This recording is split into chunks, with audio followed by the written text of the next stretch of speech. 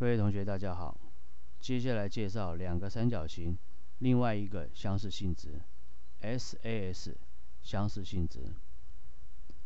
事实上，它是透过 AA 相似性质推展过来的。我们来看怎么推。已知两个三角形的角 A 跟角 P 是相等的。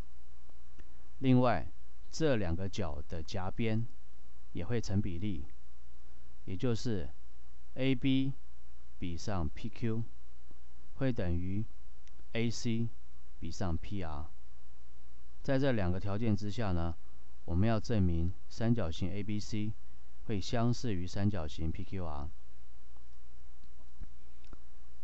首先，因为角 A 等于角 P， 如前一题所述呢，我们可以在角 A 的位置去做一个三角形 ADE， 会跟三角形 PQR 全等。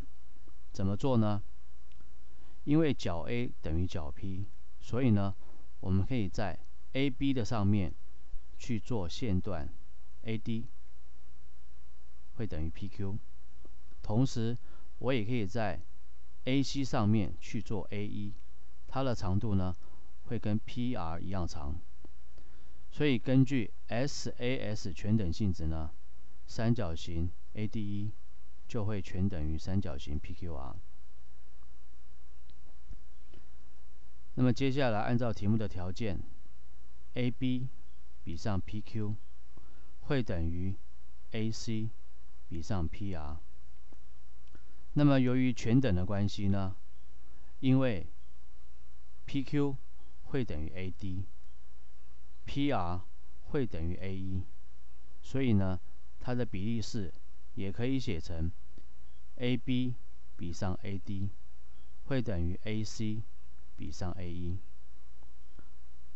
当线段成比例之后呢，我们可以得到 DE 会平行 BC， 平行之后呢，同位角会相等，那么也就是角 D 会等于角 B。那么接下来，由于三角形 ADE 跟三角形 PQR 全等的关系，所以角 D 也会等于角 Q。换句话说，这三个蓝色的角都是相等的。